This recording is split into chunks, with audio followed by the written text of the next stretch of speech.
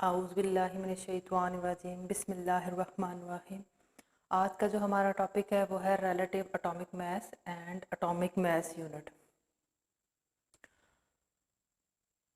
Relative atomic mass हमारे पास क्या है, एटम को के मास को मेजर करने का तरीका है। तो रिलेटिव एटॉमिक मास थोड़ा सा कंफ्यूजिंग टॉपिक है समझने के लिहाज से। तो मैं जो हूँ चंद जो है वो आम एग्जांपल्स के ज़रिए आपको समझाने की कोशिश करूँगी और उम्मीद करती हूँ कि आप लोगों को समझ आ जाएगा। रिलेटिव एटॉमिक मास को समझने से पहले हम लोगों को रिलेटिव मास के बारे में क्या मालूमात होनी चाहिए। रिलेटिव मास क्या चीज़ होती है? फॉर एग्ज़ाम्पल हम लोग जब जाते हैं 1 kg हम लोगों ने शुगर जो है वो ख़रीदनी है, तो जो शॉपकीपर होता है वो 1 kg शुगर को कैसे मेजर करता है, उसका मास कैसे मेजर करता है कि वो शुगर जो हमें दे रहा है वो 1 kg है। वो होता ये है कि जो शॉपकीपर है वो क्या करता है, जो उसके पास स्केल है उसमें जो 1 kg का बाट जो होता है वो 1 kg का बाट एक पलड़े पे रखता है और दूसरे पलड़े पे वो क्या करता है, हमारे पास शुगर जो है वो जो भी हम लोगों को उसने देनी है वो रखता है।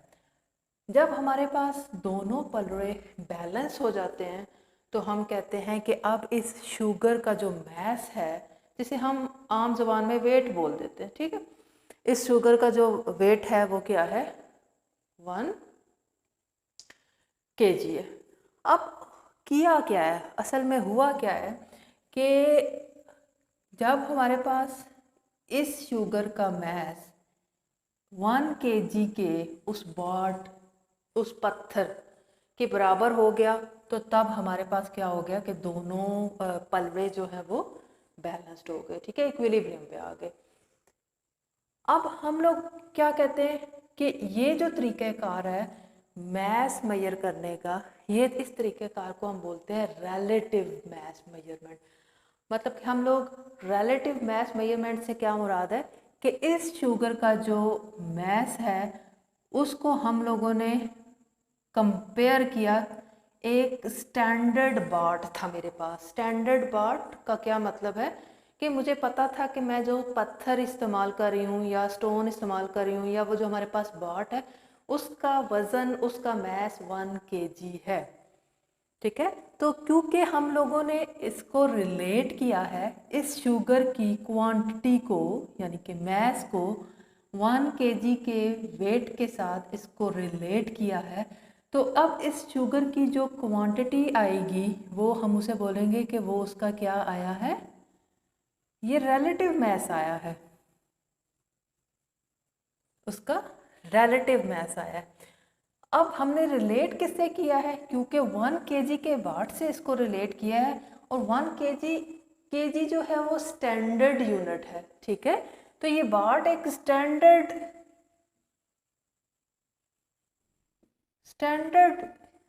बाट था, मतलब कि हमें पता था कि ये जो बाट है ये 1 kg मास का ही है, तो हम इसको बोलेंगे कि ये स्टैंडर्ड यूनिट है। तो हमने इस बाट को एज अ रेफरेंस इस्तेमाल किया और हमने जिस चीज़ की भी क्वांटिटी मेजर करनी है उस चीज़ को हम दूसरे पलड़े में रखेंगे और उसकी क्वांटिटी फाइंड आउट कर लेंगे, ठीक है। तो ये तरीक़ाकार होता है रिलेटिव मास मेजरमेंट का। इस तरीके से हम लोग रिलेटिव मास क्या करते हैं, मेजर करते हैं, ठीक है। रिलेट कर रहे हैं, मुकाबला कर रहे हैं, बिल्कुल ऐसे ही कि जैसे मैं फॉर एग्ज़ाम्पल एक स्टूडेंट को बुलाऊं और मैं कहूं कि जो है ना बाकी स्टूडेंट की हाइट जो है मैंने इसके रिलेटिव मेजर करनी है, तो हम कैसे मेजर करेंगे?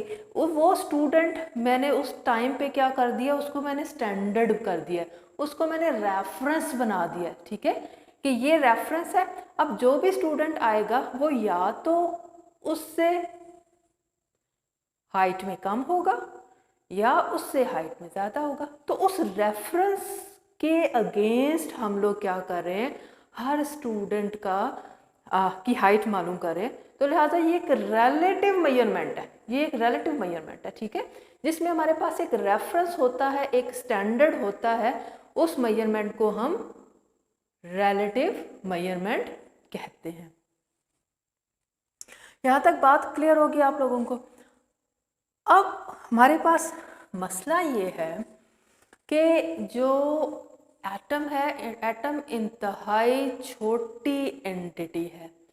एटम इतनी छोटी एंटिटी है कि मेरे पास एटम के मैस को मेजर करने के लिए कोई स्टैंडर्ड बाट नहीं मौजूद कि मैं करूं जी, मैंने यहाँ पर क्या किया, एक एटम रखा और यहाँ पर मैंने क्या कर दिया जी, मेरे पास कोई ऐसी चीज़ नहीं है कि जो मैं कहूँ कि मेरे पास एक इतना छोटा बाट है या इतने मैस का बाट है जो कि मैं यहाँ पर रखूँगी और दोनों को क्या करूँगी, इक्विवेलेंट करूँगी, इक्विलिब्रियम में लाऊंगी, तो मैं कहूँगी कि जी उस एटम का, इस एटम का मैस जो है वो इसके बराबर हो गया है ही। एटम तो हमें नज़र ही नहीं आता, एटम इंतहाई छोटी एंटिटी है, तो हम इस तरीके से इसका मैस फाइंड आउट नहीं कर सकते। तो एटम के मैस को फाइंड आउट करने के लिए हम लोग रिलेटिव मेजरमेंट ही करेंगे, लेकिन उसके लिए हम लोगों को एक स्टैंडर्ड सेलेक्ट करना पड़ेगा। जो स्टैंडर्ड सेलेक्ट हुआ था, ठीक है, उस स्टैंडर्ड को हम लोग क्या बोलते हैं, हम लोग बोलते हैं कि कार्बन 12। एक एटम, कार्बन का एटम जिसका मैस क्या है, 12 है, उसको हमने एज अ स्टैंडर्ड पिक कर लिया। अब बाकी कोई भी जो एटम होंगे उसको कंपेयर किया जाएगा कार्बन के मैस के साथ। अब यहाँ पर कार्बन 12 से क्या मुराद है, क्योंकि कार्बन का जो मैस होता है वो होता है 12 यूनिट्स। 12 यूनिट्स मैस कैसे होता है, हम लोगों ने कल पढ़ा है कि किसी भी एटम के न्यूक्लियस में number of proton plus number of जो है न्यूट्रॉन, उसको हम क्या बोलते हैं कि वो उसका मैस होता है। तो हम लोगों ने क्या कर दिया कि उस न्यूक्लियस में 12 यूनिट्स है ना, तो लिहाजा कार्बन का जो मैस है वो 12 यूनिट्स है, ठीक है, कार्बन 12 इसीलिए इसको बोला जाता है, ठीक है। अब मैंने यहाँ पर कार्बन 12 का एटम रखा और साथ में ही मैंने दूसरे पलड़े में भी क्या रख दिया, कार्बन 12 रख लिया। तो ये दोनों पलड़े क्या होंगे, ये दोनों इक्विलिब्रियम पर होंगे, ये दोनों पलड़े इक्विलिब्रियम पर होंगे। इसका मतलब है कि ये दोनों अभी बराबर मैस के, ठीक है। अब हम लोगों ने करना ये है कि हम लोगों ने कार्बन 12 जिसको स्टैंडर्ड माना है, वो कार्बन 12 है ना, तो हम उसको 12 इक्वल पार्ट्स में क्या कर देंगे, डिवाइड कर देंगे 12 इक्वल पार्ट्स में, ठीक है। मैंने क्या किया कि मैंने यहाँ पर कार्बन 12 को, उसका जितना भी मैस है, 12 मैस है उसका, ठीक है, 12 यूनिट्स उसका मैस है, तो मैंने उसको 12 इक्वल पार्ट्स में क्या कर दिया, डिवाइड कर दिया। 7 8 9 10 11 12, ओके। तो मैंने 12 इक्वल पार्ट्स में उसको क्या कर दिया, डिवाइड कर दिया, ठीक है। इसका मतलब ये हुआ कि हमारे पास क्या है, mass of carbon 12 is equal to होता है 12 यूनिट्स के, ओके। मैस ऑफ कार्बन 12 कितने यूनिट्स के बराबर होता है, 12 यूनिट्स के बराबर होता है। ये 12 यूनिट्स हैं। अब ये 12 यूनिट्स और ये कार्बन 12, इन दोनों का मैस क्या है, इक्वल है, क्योंकि ये कार्बन 12 ही था जिसको मैंने इक्वल 12 पार्ट्स में क्या किया है, डिवाइड किया। इसका मतलब ये हुआ कि यहाँ पर हमारे पास अब ये 12 यूनिट्स हैं और ये कार्बन 12 है। करना अब हम लोगों को ये है कि फॉर एग्जांपल अब मैं फाइंड आउट करना चाहती हूँ ऑक्सीजन का मास। ऑक्सीजन का मास मैं फाइंड आउट करना चाहती हूँ। मैं क्या करूँगी, ऑक्सीजन का मास जब मैं फाइंड आउट करूँगी तो मैंने यहाँ पर क्या रख दिया जी, ऑक्सीजन एटम रख दिया। यहाँ पर क्या रख दिया, ऑक्सीजन एटम रखा। ऑक्सीजन एटम जब रखा तो ऑक्सीजन एटम ये वाला पलड़ा जो है ये क्या हो जाएगा, हैवी हो जाएगा और ये नीचे चला जाएगा। अब मैंने क्या किया, हमें पता है कि ऑक्सीजन का मास जो होता है वो क्या है, 16 है। ओके, तो ऑक्सीजन का मास क्या है हमारे पास, 16 है। मैं यहाँ पर मज़ीद 4, 1 2 3 4 ये 4 यूनिट्स या पार्ट्स बोलते हैं, कार्बन के पार्ट्स, ये 4 पार्ट्स मज़ीद यहाँ पर मैं रखूँगी तो फिर ये आपस में क्या हो जाएगा, इक्विवेलेंट हो जाएगा। ठीक है, इक्विवेलेंट हो जाएगा, मतलब ये दोनों अब क्या हो जाएंगे, बराबर हो जाएंगे। इसका मतलब ये हुआ कि मास ऑफ ऑक्सीजन जो है वो होता है 16 यूनिट्स। कितने यूनिट्स के बराबर होता है, 16 यूनिट्स के बराबर होता है। ठीक है, अब मैं कहती हूँ फॉर एग्जांपल मैंने मैग्नीशियम का क्या करना है, मैंने मैग्नीशियम का मास फाइंड आउट करना है। जब मैंने मैग्नीशियम का मास फाइंड आउट करना है, ठीक, तो मैंने इस पलड़े में क्या ले लिया, मैग्नीशियम का एटम ले लिया।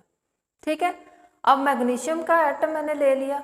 अब मैं क्या करूँगी, फिर 1 बाय 1 हमारे पास जो यूनिट है 1 1 यूनिट, एक उसी वही पार्ट, ठीक है, वही पार्ट मैं क्या करूँगी कि इसमें ऐड करूँगी।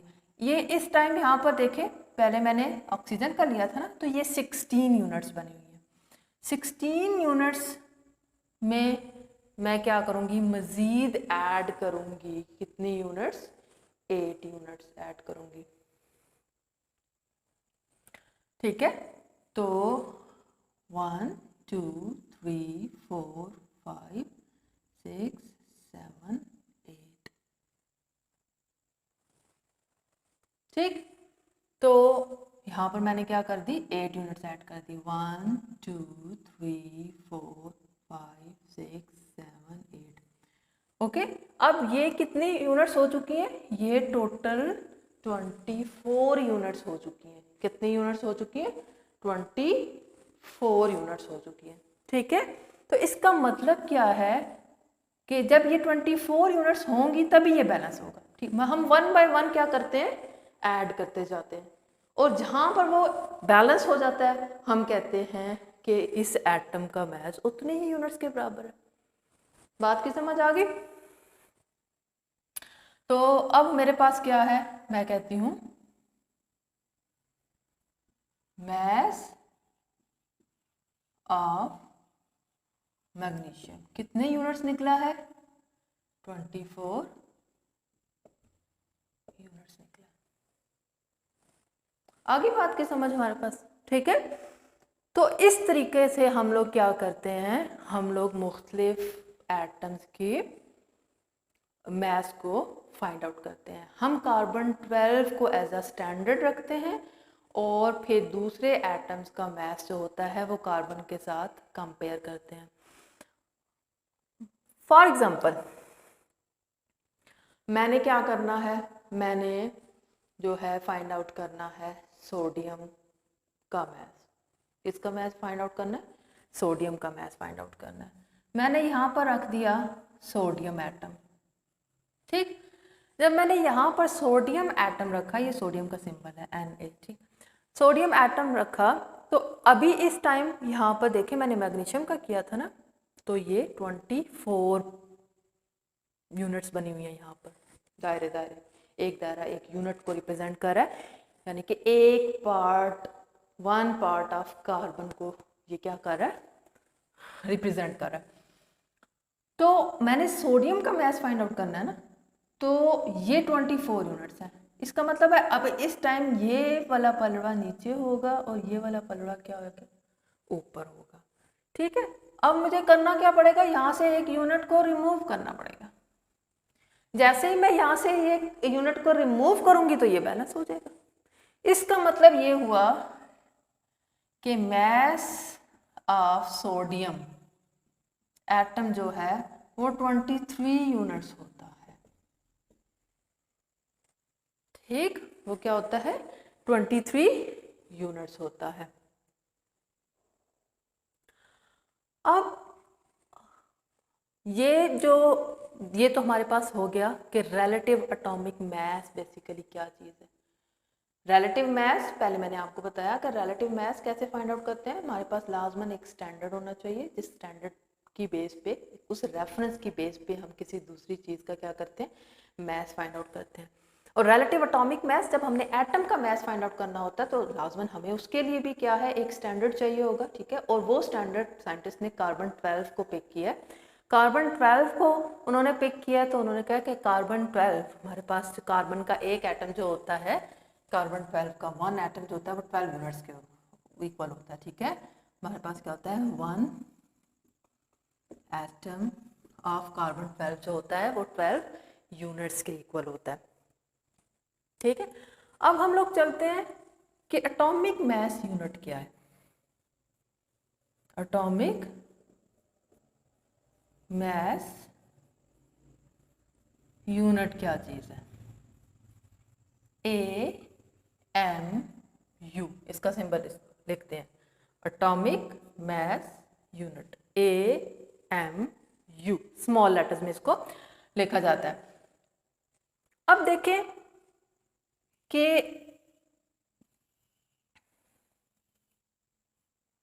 हमारे पास इस पलड़े में क्या था, यहाँ पर हमारे पास 12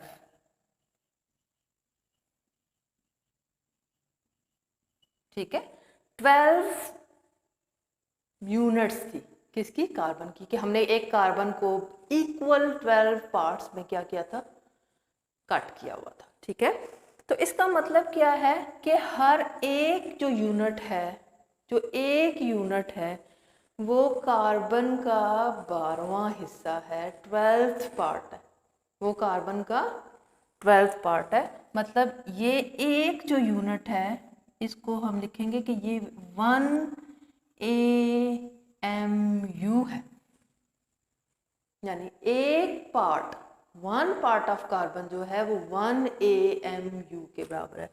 तो 1 2 3 4 5 6 7 8 9 10 11 12, तो 12 AMU बराबर हो जाएगा कार्बन 12 के। ठीक है ना, कार्बन 12 के। तो इसका मतलब ये हुआ कि 1 AMU इक्वल होता है 1/12, यानी कि 12 यूनिट्स में से एक यूनिट, किसके 12 यूनिट्स में से, कार्बन 12 के 12 यूनिट्स में से एक यूनिट जो है वो A1 AMU मास बनाता है। ये एटम के मास की यूनिट है, ये एटम के मास की यूनिट है। जैसे हम स्टैंडर्ड यूनिट किलोग्राम यूज करते हैं ना, ठीक है, तो एटम को किलोग्राम में तो नहीं मेजर कर सकते क्योंकि वो बहुत छोटी एंटिटी है। तो इनिशियली हम लोगों ने क्या किया था, एटम्स को AMU में क्या किया था, वॉल्यूम किया था। तो 1 AMU इक्वल होता है 1/12, यानी कि कार्बन के जब हम 12 इक्वल पार्ट्स बनाएं तो उनमें से जो एक पार्ट होगा वो क्या होगा, 1 AMU के इक्वल होगा, 1 एटॉमिक मास यूनिट। और आजकल हमारे पास एटॉमिक मास यूनिट की बजाय AMU की बजाय हम लोग यूनिफाइड का वर्ड जो है वो इस्तेमाल कर रहे हैं, यूनिफाइड। ठीक है, इसको हम लोग रिप्रेजेंट करते हैं यू से, बजाय AMU लिखने के हम लोग यू लिखते हैं। ठीक है, तो AMU बराबर होता है atomic mass unit, atomic mass unit. ठीक है, और यूनिफाइड जो होता है वो यू, ये हम लोग इस्तेमाल करते हैं। ठीक, अब देखें हम लोगों को क्या मालूमात हासिल होगी। अब तक हमने बोला कि जो AMU है वो एटॉमिक मास यूनिट है। तो 1 AMU हम लोगों ने कह दिया कि ये जो एक कार्बन 12 का जो एक यूनिट है, यानी कि एक जो पार्ट है वो 1 AMU के बराबर होता है। तो इसका मतलब ये हुआ ना कि 1 एटम ऑफ कार्बन 12 जो है वो 12, अब यूनिट्स की बजाय हम लोग क्या लिखेंगे यहाँ पर, 12 AMU, क्योंकि वो एक यूनिट जो है 1 AMU के बराबर है, तो 12 यूनिट्स 12 AMU के बराबर होंगे। ठीक, तो यूनिट्स के जगह हम लोग क्या लिखते जाएंगे यहाँ पर, AMU। मास ऑफ ऑक्सीजन जो होगा वो 16 यूनिट्स, तो 16 की जगह हम लोग AMU लिख देंगे यूनिट्स की जगह पे। मास ऑफ मैग्नीशियम जो है 24 यूनिट्स है, तो एक यूनिट जो है वो कितने के इक्वल है, 1 AMU के, तो 24 यूनिट्स जो होंगी वो 24 AMU के इक्वल है। और मास ऑफ सोडियम जो है वो 23 AMU। यही वजह है कि आपने जब मुख्तलिफ जगह पर देखा होगा कि जब हम लोग अक्सर जो है तो रिलेटिव एटॉमिक मासेस लिखते हैं, तो हम लोग उसके साथ जो यूनिट इस्तेमाल करते हैं हम AMU की यूनिट इस्तेमाल करते हैं। तो जब भी आपसे पूछा जाए कि रिलेटिव एटॉमिक मास की यूनिट क्या है, तो आप कहेंगे एटॉमिक मास यूनिट होती है। AMU जो है वो रिलेटिव एटॉमिक मास की यूनिट है, एटॉमिक मास यूनिट होती है इसकी यूनिट। ओके, तो ये हमारे पास सारा तरीक़ाकार था कि हम लोग रिलेटिव एटॉमिक मास कैसे फाइंड आउट करते हैं और एटॉमिक मास यूनिट क्या है। मैं दोबारा से कंक्लूड कर दूं कि जिस तरह हम लोग बड़ी चीज़ों को, नज़र आने वाली चीज़ों को ग्राम्स में, मिलीग्राम्स में, किलोग्राम्स में फाइंड आउट करते हैं, तो एटम बहुत छोटी एंटिटी थी, उसको हम लोग डायरेक्टली, हमारे पास कोई ऐसा स्टैंडर्ड नहीं था कि मैं उसको तराजू के एक पलड़े पे रखती और दूसरे पलड़े पे मैं उस एटम को रखती, तो मेरे पास जो है अननोन एटम का जो मास था वो फाइंड आउट हो जाता। तो इसलिए हम लोगों ने क्या किया, हम लोगों ने रिलेटिव एटॉमिक मास का तरीक़ाकार जो है वो निकाला। उसके लिए हमें एक स्टैंडर्ड चाहिए था, वो स्टैंडर्ड हमने कार्बन 12 को पिक किया। ठीक है, कार्बन 12 के जब हम लोग, क्योंकि कार्बन 12 है ना, तो उसके जब हम 12 पार्ट्स करते हैं तो उसमें से जो एक पार्ट होता है वो 1 AMU के बराबर होगा। तो AMU हम लोगों ने एटम के मास के लिए एक यूनिट जो है वो डिराइव किया है, यूनिट जो है वो बनाई है, जिसका नाम है एटॉमिक मास यूनिट। उम्मीद करती हूँ कि आपको ये टॉपिक मुकम्मल तौर पे अच्छे तरीके से समझ आ गया होगा। थैंक यू, अल्लाह हाफिज़।